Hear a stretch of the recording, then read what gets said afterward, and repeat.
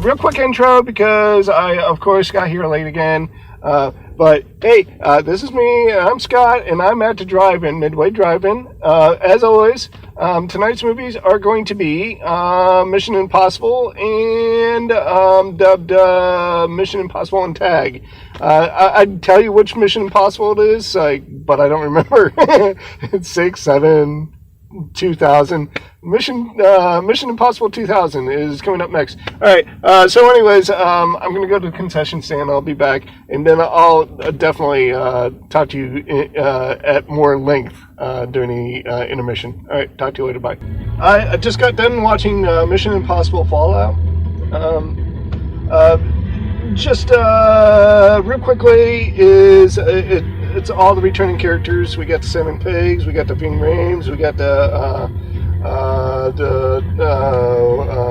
Alec Baldwins, and of course we have the returning titular main character, Tom Cruise, Ethan Hunt, Hunter?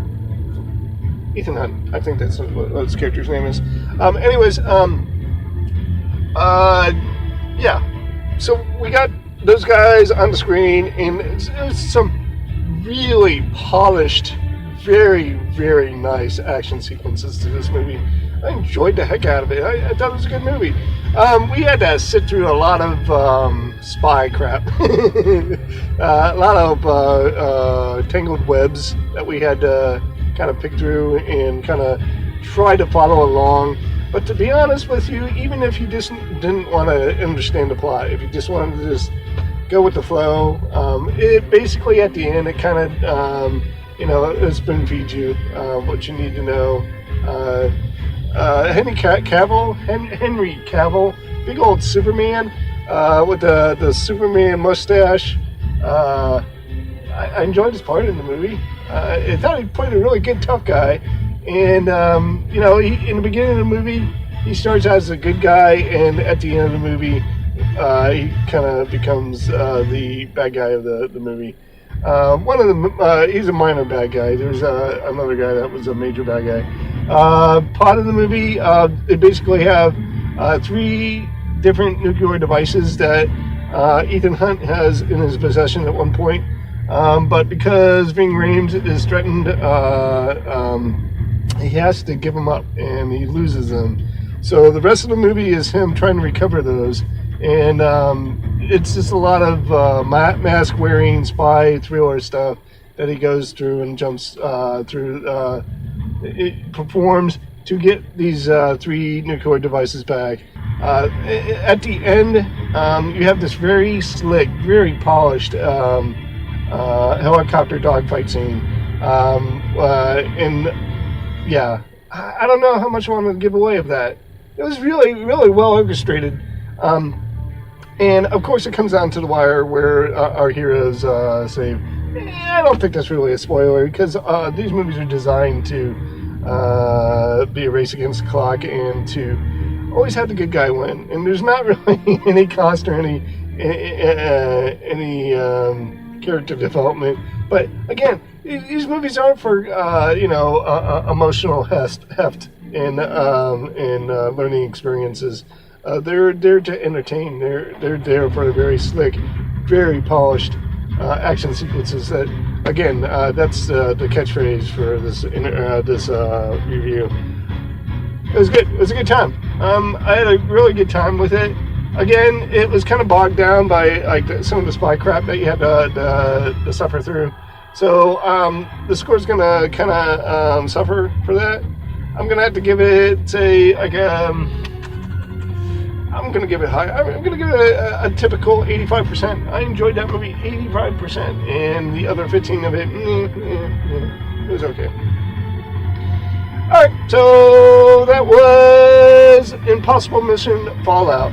The next movie I'm going to be watching is Tagged. I'm hoping to enjoy that. That's Jeremy Renner and a bunch of other people, but I got to go to the bathroom. I'm starting to squirm in my seat. And I want to go to the concession stand. I didn't get to go because the line was long. I'm used to going during the weekdays. It was a long line, and I wasn't going to sit through it. But I gotta go to the bathroom. So 85% for Mission Impossible Fallout, and next is Tag. I'll talk to you guys in just a few seconds. Bye. And the people sitting next to me must think I'm really weird. But I just got done watching Tag, and to be honest with you, I had actually a lot more fun with this movie than I did the first movie. It's not that the first movie, the Mission Impossible movie was a bad movie. Again, it was a dumb action flick.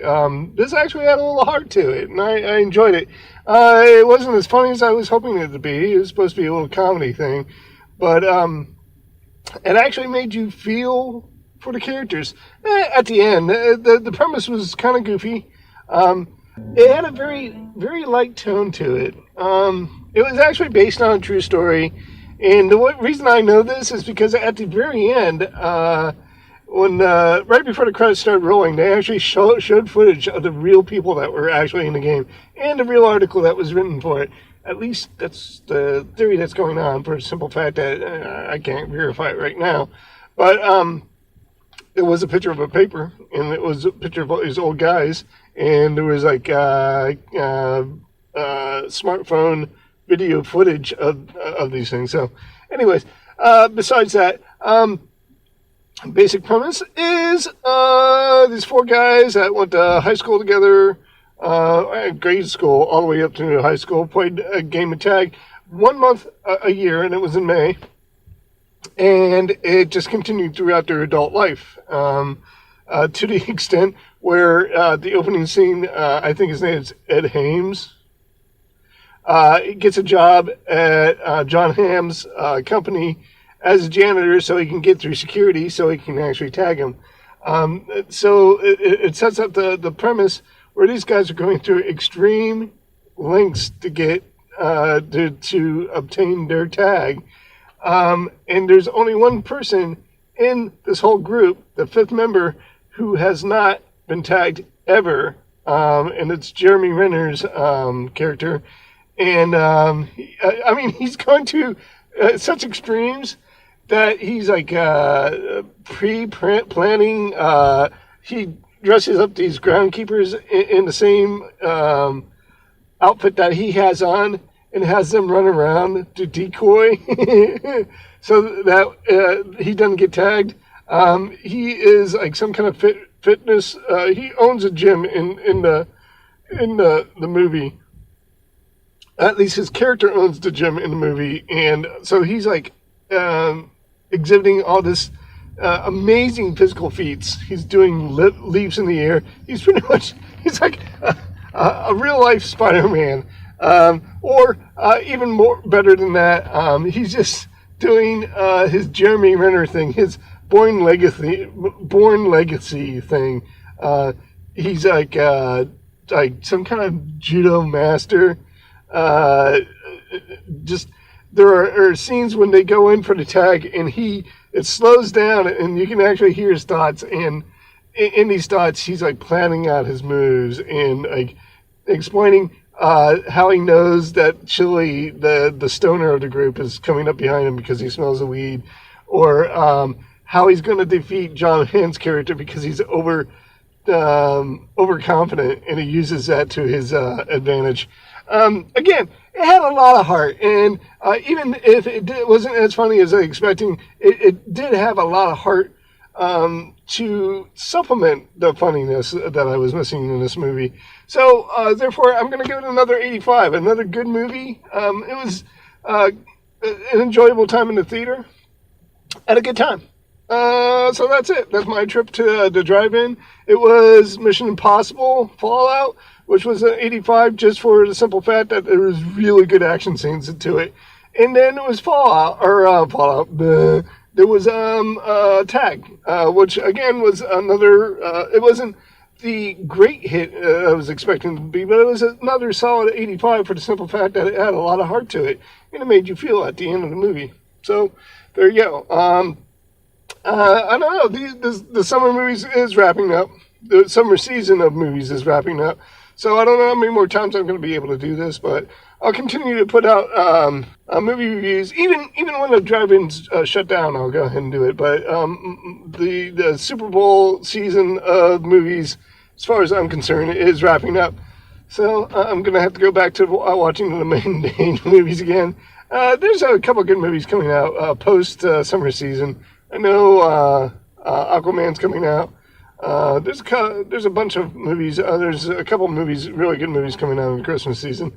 So we'll see what we can do about talking about those. But besides that, that's it. I'm out of here. Montanay. I'll talk to you guys later. See you later. Bye.